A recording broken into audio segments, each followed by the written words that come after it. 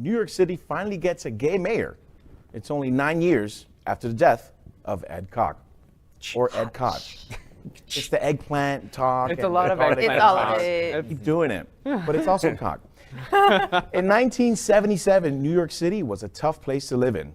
After a citywide blackout sparked riots, crime became a very serious issue. In stepped U.S. Representative Ed Koch. Said it right this time. The law and order candidate. While he ran as Democrat, his centrist policies gained him the support of both the Democratic and Republican parties. Now, 9 years after his death, a new article in the New York Times reveals just how much Koch wanted to be successful in politics. I almost slipped. Interviews from his friends and colleagues in the story tell how he pushed away his partner so that he could pretend to be straight, a decision he later in life regretted. While running for mayor against Mario Cuomo, signs began popping up that read, "Vote for Cuomo, not the homo." While Mario denied being behind the signs, it was widely suspected the future New York Governor Andrew Cuomo was behind them. When his campaign started, he was in a relationship with healthcare specialist Richard Nathan. As he gained media attention, he pushed away Nathan for a public romance with Bess Meyerson, a former Miss America. Not too shabby, huh? Many blame his distancing of himself from the gay community for New York City's failure to respond to the AIDS crisis of the 80s. This is a tragic story. Yeah, when you think about it, I mean, how far? I mean, granted, it was 40 years ago that this was happening, the dawn of the AIDS crisis, and his run for New York City governor.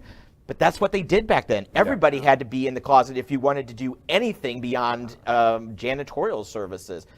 And we're talking the same year as the Anita Bryant stuff, too. So, I mean, this is, we're thinking 77. So, I mean, there was just like this new national campaign, and the culture wars were really at the peak. And as you know, HIV/AIDS then emerges in 81. So, I mean, this is just at the center of all of these things. But it's amazing how the fear of being outed was so much more powerful that he actually went against his own community when it came to the HIV/AIDS crisis. Because he should have been at the forefront, but out of that fear, he kind of pushed AIDS away. He's like, that doesn't affect me. You know, those who shout the loudest and deny the most are the ones that, you know, is that football play we've all fantasized about. I feel like calling him a centrist is a little generous. I mean, truth is he leaned right on so many things, and you're right. Tragic is the right word for this story. You know, I think what worries me about this story is kind of the trickle-down effect. I know a lot of people in our community that we know of that didn't get the opportunities they would have if they weren't in the closet. And I feel like rereading these stories just brings kind of this PTSD of friends of my age that are still in the closet, just gaining these opportunities that they wouldn't have otherwise. It's the trickle-down effect, like you said. It's what happens when naturally you're trying to be in the spotlight, trying to do something, and people are going to naturally tear you down. I mean, vote Cuomo, not for the homo.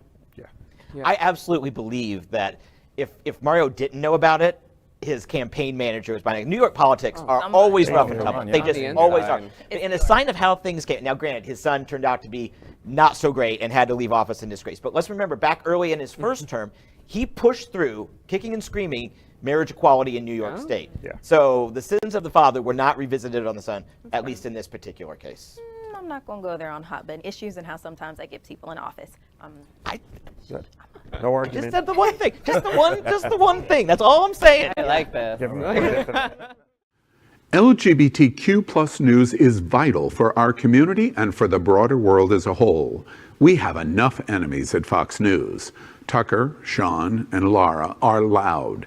We need passionate allies. Happening Out Television Network, Queer News Tonight, and It's Happening Out are literally out of the closet and into the headlines.